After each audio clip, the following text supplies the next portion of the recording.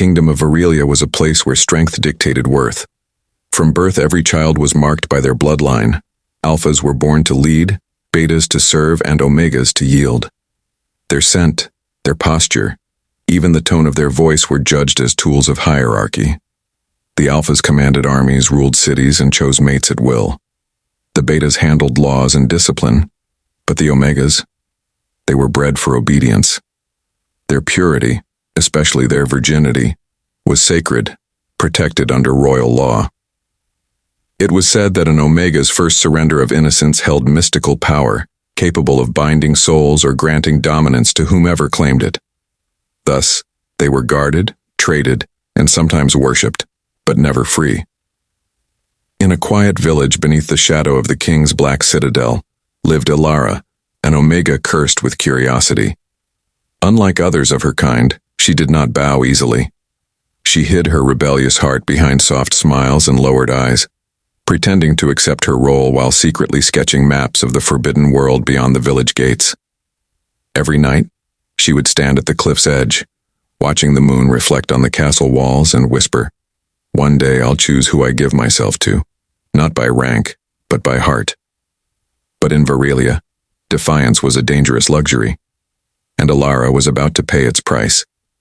Lyra was not born to submit, not to the alphas, not to the crown, not even to fate.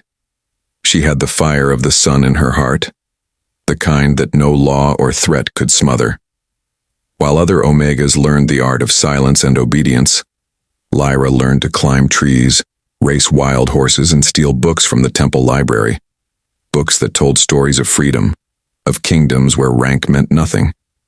She dreamed of being more than the title the world branded on her. Her defiance made her both admired and feared. Some whispered she was cursed, an omega without the scent of submission. Others called her a danger to the order, a spark that could burn down the hierarchy if left unchecked. Even her family struggled to understand her. Her mother wept at night, afraid Lyra's words would bring soldiers to their door. Her father, once proud of her courage, now begged her to hide it. "Lyra," he said one evening, "omegas don't get to choose. The world was built on power, and power does not ask for permission."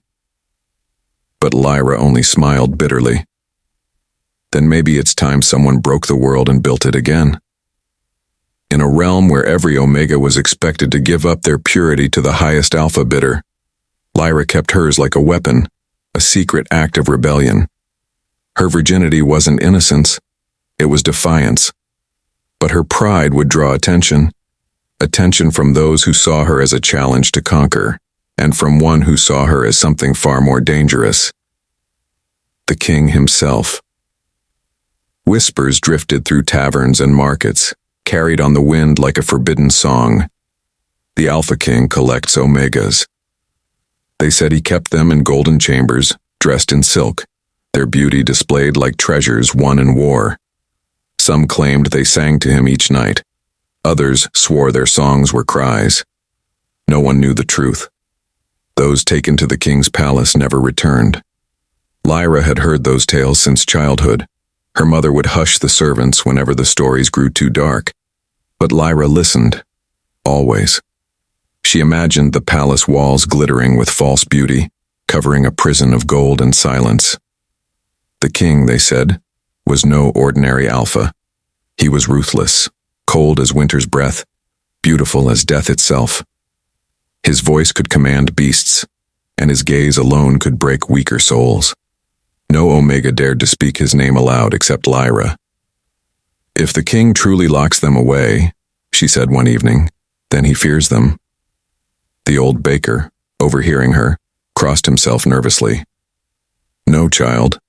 He doesn't fear them. He owns them." Lyra's jaw tightened. Not all of them. Yet deep in the heart of the capital, another rumor spread, one that would soon change her fate. An alpha from the Northern Guard, obsessed with power, wanted to test the legend. He sought to claim a rare omega said to still possess her untouched purity, to prove his dominance before the court. That omega was Lyra. It began at dawn, the quiet hour when mist still blanketed the valley and birds had not yet begun their morning song. The air cracked with the thunder of hooves and the village awoke to screams. The royal soldiers came like a storm, bearing the black crest of the Alpha King, a wolf's head crowned with flame. Houses burned, men were bound, and Omegas were herded into wagons like cattle. Lyra fought. She struck one soldier with a broken spindle, shouting for her mother to run. But a heavy hand gripped her arm, twisting it until pain shot through her shoulder. She spat in the guard's face, earning a cruel laugh. "A spirited one," the captain said, wiping the spit from his cheek. "The king likes his prizes defiant." Lyra was thrown into an iron wagon with other trembling Omegas. The wheels groaned as it rumbled toward the capital, toward the palace she had only heard of in fearful whispers. Through the bars, she watched her burning village shrink into the horizon. Every flicker of flame etched itself into her memory, a promise that she would not forget. By nightfall, the towers of the capital appeared, tall, gleaming, merciless. The city gates opened with the echo of chains, and the scent of smoke and iron filled her lungs. Inside the walls, nobles watched the captives pass, their eyes gleaming with curiosity. To them, Omegas were not people. They were prizes. Lyra raised her head, refusing to bow. Even as a whip cracked across her back, she whispered through clenched teeth, "You will regret taking me." The captain only smirked. "We'll see if you still say that when the king chooses you." It happened without warning, steel flashing in the dawn light, the sharp smell of smoke rising from thatched roofs, and the thunder of boots pounding through the dirt streets. Lyra's village, once quiet and hidden among the hills, was torn apart in moments. The royal soldiers came under orders from the Alpha King himself to seize every Omega of age. Those who resisted were beaten, those who ran were hunted. Lyra fought back with all the strength her small body could muster, slashing at one soldier with a shard of broken pottery. "Let me go," she cried, her voice raw with fury. But a gauntleted hand struck her across the face, sending her sprawling into the mud. Chains clinked around her wrists before she could rise again. From the corner of her eye, she saw her mother fall to her knees, begging them to spare her daughter. The soldier only laughed, dragging Lyra toward a wagon already filled with trembling Omegas. "You should be proud," he sneered. "The king values rare ones." The words sent a chill through her. She had heard whispers that Omegas taken to the capital were never seen again. As the wagon rolled away, Lyra looked back at her burning home. The sky was red, the air thick with ash, and she felt a fire ignite inside her chest, not of fear, but of defiance. She would not beg. She would not break. If they thought to make her a pawn in their cruel world, they would soon learn that even an Omega could bite. By the time the wagon reached the towering gates of the capital, Lyra's wrists bled from her struggle, but her eyes still burned with fury. "The king can take my body," she whispered, "but never my will." Lyra didn't even understand her so-called crime until the soldiers dragged her through the city gates, the chains biting deep into her wrists. The capital was unlike anything she'd ever imagined. Streets paved in white stone, banners bearing the royal crest fluttering in the wind, and eyes everywhere watching, judging. When they shoved her before the high guard, a man in black armor read her charges aloud. Lyra of the lower plains, accused of trespassing upon the royal hunting grounds, a crime punishable by imprisonment or death. Lyra's head snapped up. Trespassing? She wanted to laugh. The place they called the royal hunting grounds was just the forest beyond her village, the only path left when she tried to escape the raid. "I didn't trespass," she hissed, her voice sharp with disbelief. "I ran for my life." The guard's lips curled in disdain. "You set foot on sacred soil, girl. The law doesn't care why." Around her, nobles in fine robes whispered, their expressions ranging from disgust to curiosity. Omegas were rarely brought to trial. They were property, not people. The crowd had come to see the novelty of an Omega who dared speak against the crown. Lyra lifted her chin despite the fear twisting in her gut. If the king calls the earth sacred, Perhaps he should try protecting it instead of burning villages on it.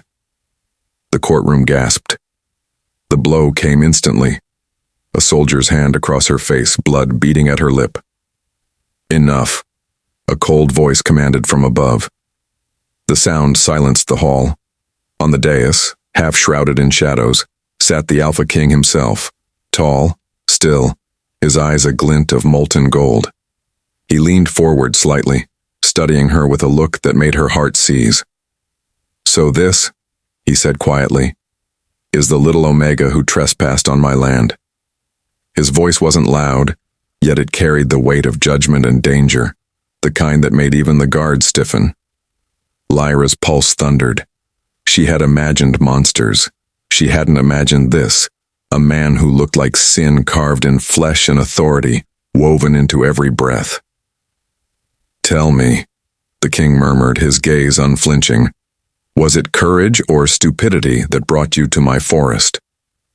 She swallowed hard, but her reply was steady. "Maybe both." A flicker, the briefest hint of amusement, crossed his face before it vanished. "Then both will earn their punishment," he said. And just like that, her fate was sealed. They called him Kale the Iron Wolf, a ruler whose word was law and whose justice was merciless.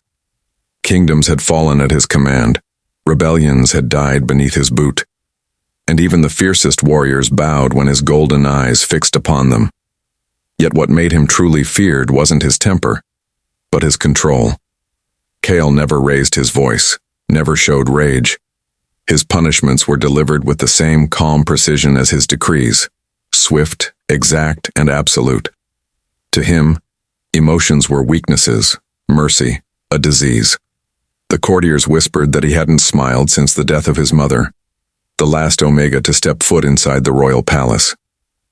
Some said her blood had tainted the throne. Others said that Kale himself had locked away the memory of love, sealing his heart behind walls of frost. When Lyra was brought before him, chains glinting beneath the torchlight, he didn't even flinch. He merely regarded her as one might study a wild creature caught in a trap. "You come from the southern plains," Kyle said, his voice low and steady. "That village was meant to have been cleared months ago." Lyra lifted her chin. "We were farmers, not enemies." "All who live outside the crown's law are enemies," Kyle replied. He rose from his throne, tall, broad-shouldered, every step measured and deliberate. The sound of his boots on marble echoed through the hall. "You claim ignorance," he said, stopping before her. "But ignorance doesn't excuse trespass. The sacred lands are not for your kind." "My kind?" Lyra spat, unable to stop herself. "You mean Omegas? You treat us like property. Is that what your sacred law demands?" A murmur rippled through the court. No one spoke to the king like that. Kale's expression didn't change, but something in his eyes darkened, a glimmer of ice hardening into steel. "You speak boldly for someone in chains." "Chains break," she said quietly. For a long, heavy moment, silence hung between them. Then Kale gave a faint, chilling smile. "We shall see." He turned to, his guards. "Take her to the Black Prison. Let her learn what happens to those who challenge the crown." As the soldiers dragged her away, Lyra caught his gaze one last time. And though his face was unreadable, there was something else beneath the coldness. Something almost curious. The marble floor beneath her knees was cold, biting through the thin fabric of her torn dress. Chains clinked around her wrists, echoing in the vast silence of the throne room. Sunlight filtered through high-stained glass windows, painting the room in shards of crimson and gold, colors of power, colors of blood. Around her, courtiers whispered in disbelief. An Omega should have been trembling, groveling. Yet Lyra knelt straight-backed, her chin raised defiantly toward the dais where the king sat. Kale's gaze was like winter itself, calm, distant, lethal. He regarded her as if measuring how long it would take to break her. "You stand before the crown of the North," the herald announced. Bow your head before the Alpha King. Lyra's voice cut through the hall, clear and steady. I kneel because you forced me to, not because you earned it. A collective gasp swept the chamber. A beta guard struck her across the face, the sound sharp and cruel. But Lyra did not look away. She locked eyes with the king, her defiance burning hotter than the sting of pain. Kyle didn't order another strike. Instead, he leaned forward slightly, elbows resting on the arms of his throne. You enjoy testing limits, he said, his tone unreadable. Tell me, Omega, do you think yourself brave or merely foolish? If speaking the truth is foolish, Lyra shot back, then yes, I am the greatest fool alive. The corners of his mouth twitched, not quite a smile, but close enough to send unease rippling through the guards. Bravery and defiance, Kale mused softly. Curious traits for someone bred to obey. Maybe your laws are wrong about what we're bred for. The room went silent again, as if the air itself had frozen. Kale rose from his throne, descending the steps one by one until he stood before her. The scent of cold iron and faint pine clung to him, an aura of power so heavy it made the guards avert their eyes. Look at me, he commanded. Lyra did. For a long moment, neither spoke. Then Kale reached down and lifted her chin with the edge of a gloved finger. I could have your tongue cut out for that insolence. Then you'd never hear the truth again, she whispered. His eyes narrowed, but there was a flicker, a shadow of something deeper, before he stepped back. Take her to the dungeons, Kyle ordered finally. If she survives the night, I'll decide what to do with her. As the guards dragged her away, Lyra's heart pounded, not with fear but with something fiercer. Because in that icy gaze she had seen it, the smallest crack in the king's armor. The grand throne room shimmered with gold and marble, yet the air was heavy with silence.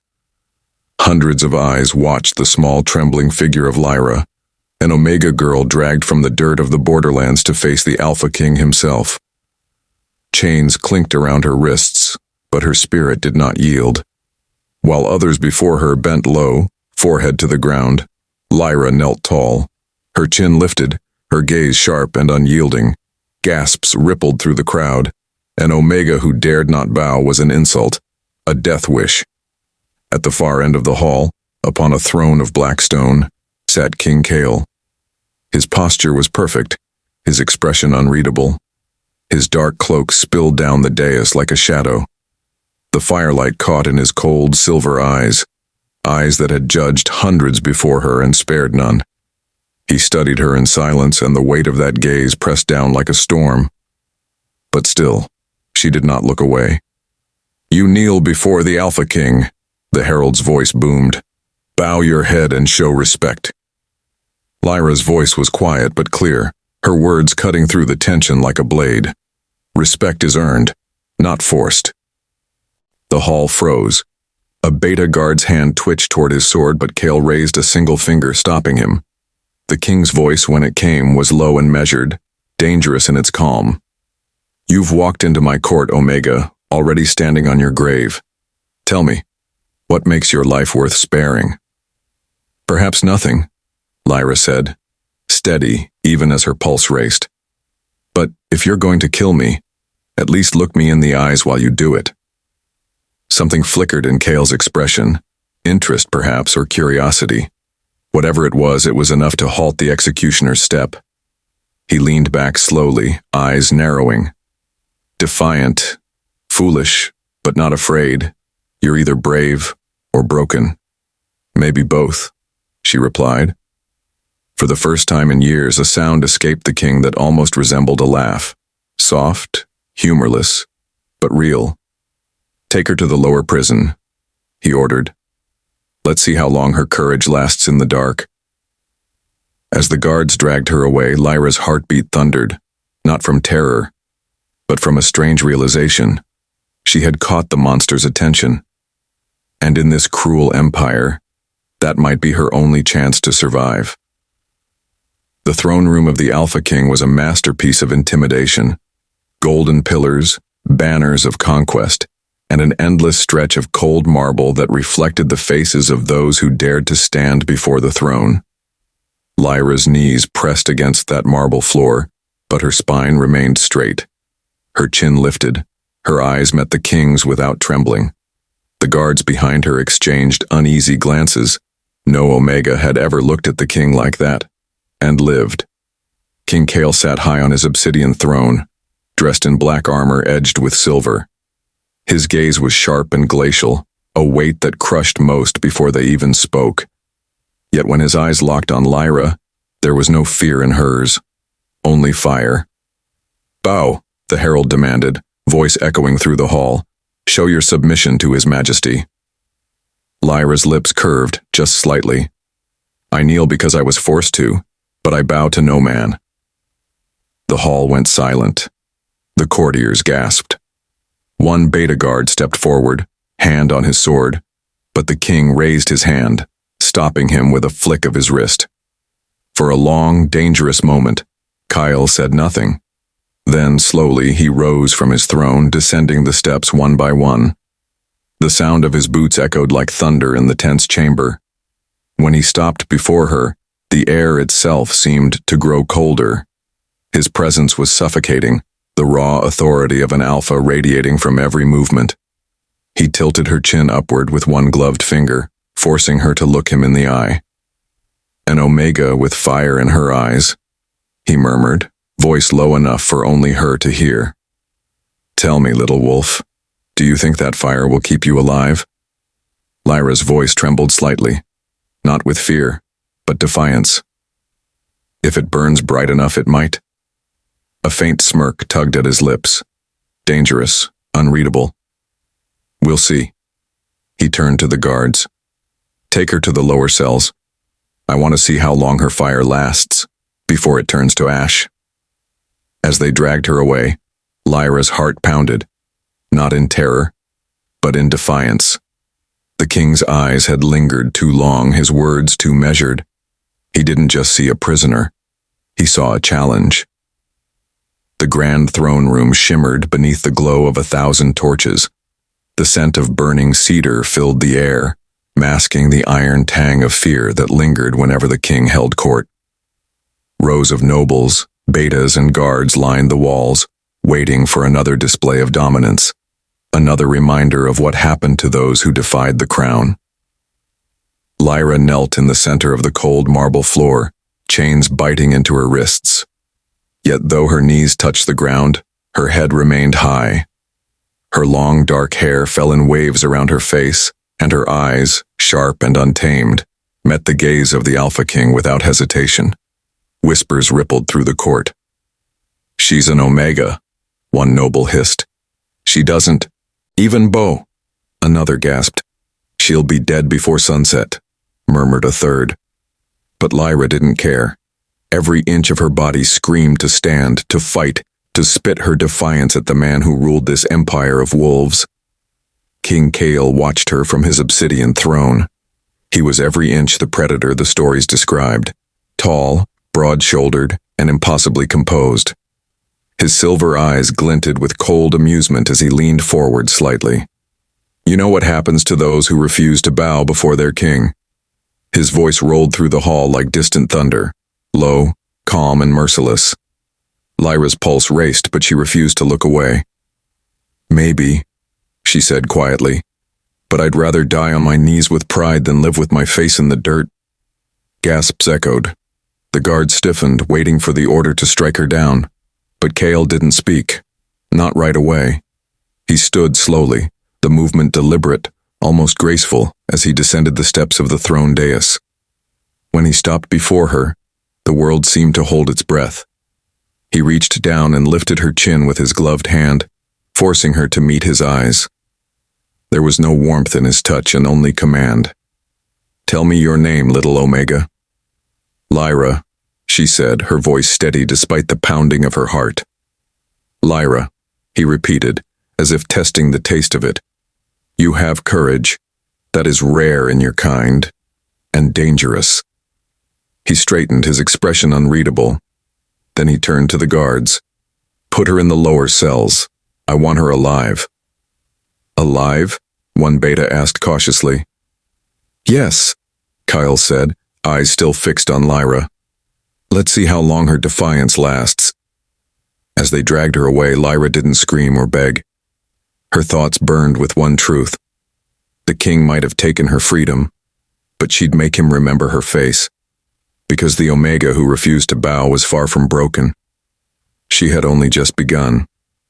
The throne room was a cathedral of power, towering pillars carved with the likeness of wolves, floors polished to mirror brightness, and a throne forged from obsidian and gold.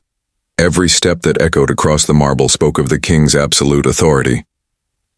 Lyra was forced to her knees in the center of the hall, her wrists bound with iron cuffs that smelled faintly of wolfsbane. The chains were heavy but not enough to weigh down her pride. Around her, courtiers and soldiers stood in rigid silence, watching the spectacle with cruel anticipation. The king of Alvaris, Kale, sat on his throne, his gaze fixed on her like a blade. His reputation stretched across kingdoms, a ruler born of war, whose voice could make generals tremble. His expression was calm, cold, and unreadable, his silver eyes gleaming beneath the torchlight. You stand accused of trespassing sacred land, a courtier announced. By decree of His Majesty, such offense warrants death. Gasps filled the chamber, but Lyra didn't flinch. Her knees dug into the hard floor, her breath steady. She knew what she should do. Keep her head bowed, plead for mercy like every other condemned Omega before her. But her defiance was her only weapon. Kyle's voice cut through the silence like winter steel. You refuse to bow? Lyra lifted her chin, eyes locked on his. You can break my bones, she said softly, but you'll never make me crawl. A ripple of shock swept through the court. The guards tensed. One beta noble even laughed nervously, as if trying to diffuse the tension. But Kale didn't move. He simply rose from his throne, descending the steps with slow, deliberate grace, a predator closing in on prey. When he stopped before her, the air itself seemed to freeze. He reached out, gloved fingers brushing against her jaw, forcing her to meet his gaze. Bravery, he murmured, or foolishness. Maybe both, she whispered. For a heartbeat, something flickered behind his cold eyes, curiosity, perhaps even respect, before it vanished. He turned to his guards. Take her to the dungeon. I want her alive. The guards hesitated, uncertain. Few prisoners the king ordered taken alive were ever seen again. As they dragged her away, Lyra didn't struggle. Her heart pounded, but her resolve burned stronger. She didn't know what fate awaited her beneath the palace, but she knew one thing. The king had looked into her eyes and hesitated, and in that single heartbeat of hesitation, Lyra sensed it, the first crack in the king's perfect, merciless mask. The great throne room shimmered with gold and shadow. High above, stained glass windows bled sunlight across the marble floor, turning everything into fire and light, except the throne itself.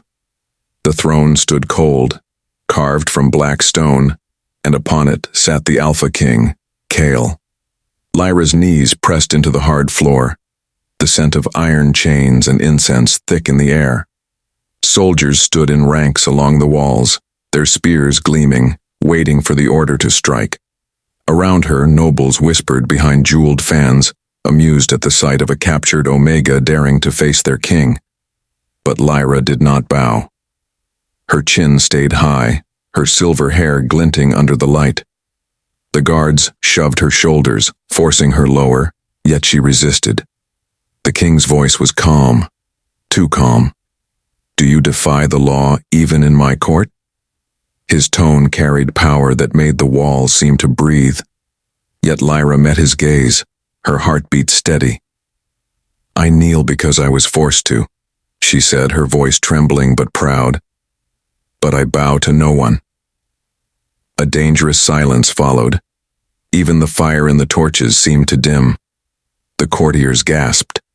No one spoke to Kale that way. His reputation for cruelty was legend, an alpha whose rage had burned cities. And yet, instead of fury, a strange spark lit in his eyes. He rose slowly, descending the steps until he stood before her. His presence was suffocating, tall, commanding, every movement deliberate. He reached out and tilted her chin upward with one gloved finger. "An Omega who dares to challenge a king," he murmured. "Tell me, girl, do you value your pride more than your life?" Lyra's lips curved faintly despite the fear clawing in her chest. "They took my freedom. I won't give them my dignity." The crowd gasped again, but Kyle only stared at her, unreadable. Something in his expression shifted, interest perhaps, or the faintest trace of amusement. Then his voice turned cold once more. "Very well," he said. "Let's see how long that dignity lasts in my prison." With a gesture, he turned away. The guards seized her arms, dragging her from the hall as the courtiers whispered, shocked. Lyra didn't fight. Her wrists burned where the chains bit into her skin, but her spirit didn't waver. She had seen something, a flicker in the king's gaze. For the first time, Lyra wondered if the monster on the throne was as heartless as the legends claimed. A sharp, collective gasp rippled through the chamber like a gust of wind. No Omega in history had ever dared to meet the king's gaze, let alone defy him in open court. Servants froze where they stood, and even the guards holding their spears hesitated, unsure if they should strike her down or await the king's wrath. The air grew heavy, almost trembling beneath the force of his silence. The nobles, adorned in silk and arrogance, whispered behind jeweled masks, exchanging fearful glances. "She'll be executed before dawn," one muttered. "The king will make an example of her," hissed another. Yet Kale said nothing. He simply stared at the kneeling girl, whose chin remained high, whose silver eyes dared to pierce through the shadows of his rule. The flames in the great braziers flickered, bending toward him as if drawn by his mood. Even in stillness, power radiated from him, cold, disciplined, and unyielding. But for the briefest heartbeat, something unfamiliar stirred in his expression. Curiosity. He rose from his throne, the movement slow and deliberate, echoing through the vast hall. The hem of his black cloak brushed the floor like smoke. "Tell me," he said, his voice low but carrying to every corner of the room, "do you stare at me out of bravery? Or ignorance?" Lyra swallowed hard but didn't flinch. "Out of truth," she answered quietly. "The kind your nobles seemed too afraid to speak." A murmur swept the court, outrage and fear mingling in equal measure. Kale's jaw tightened. No one spoke to him this way.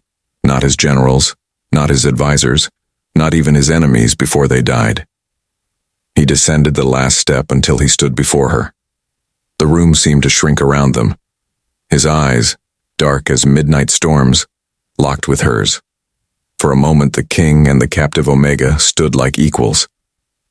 Then Kale's voice dropped to a dangerous whisper.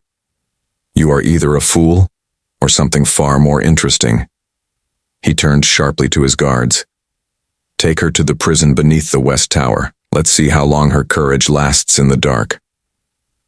As the guards dragged Lyra away, the courtiers bowed deeply, relief and fear mixing on their faces. But Kale remained still, his gaze lingering on the spot where she had knelt. He could still see those defiant eyes, shining like moonlight, a light that somehow refused to bow to his shadow. And for the first time in years, the king felt something stir beneath the ice in his chest. The court echoed with whispers as Kale's command thundered through the hall. Guards hesitated, not because of her defiance, but because they had never seen that flicker of fascination in their king's eyes. "Lock her away," Kale said, his tone sharp as a blade. "But no harm is to come to her. She is mine to question." The nobles exchanged wary glances, bowing low as the Omega was seized. It was unheard of. A prisoner spared by the king's personal decree.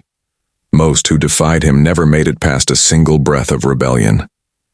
As they dragged Lyra away, Kale turned his gaze toward the shattered silence of his court. "Let this be a reminder," he said coldly, "that courage and foolishness are often the same thing." But deep inside, something stirred. A thought he couldn't ignore. Her eyes. The fire behind them. The way she met his gaze without trembling. It reminded him of someone he had buried long ago. A ghost from before his crown. Before the coldness had settled in his soul. In the shadowed halls beneath the castle, Lyra was thrown into a damp cell. The iron door slammed shut, sealing her in darkness. Her wrists ached, her heart pounded, yet her spirit remained unbroken. "So this is how the mighty king handles defiance," she whispered into the dark, her voice steady. "By hiding it underground." From the torches outside, she could faintly see the royal crest carved into the stone, a phoenix surrounded by chains. The irony was bitter. Above, in his throne room, Kale dismissed the court early. He could not focus on politics or petitions. His thoughts kept returning to the girl who dared to look at him as if he were human, not a monster to be feared. He leaned back in his chair, fingers brushing his temple. "An Omega with the eyes of a warrior," he murmured. "What are you hiding, little flame?" The question lingered in the air like smoke. The cell was damp, the air thick with the scent of rust and sorrow.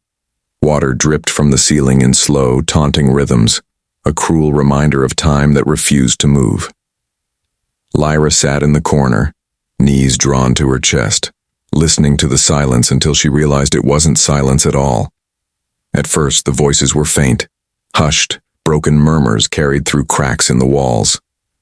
"Another one," someone rasped. "They never last long. No one leaves the king's prison alive." The words crawled through the darkness like ghosts. Lyra pressed her palms against the cold stone, her breath trembling. The whisper seemed to come from every direction, some close, others impossibly far. The more she listened, the clearer they became. They weren't threats. They were warnings. A weak laugh escaped her lips. Then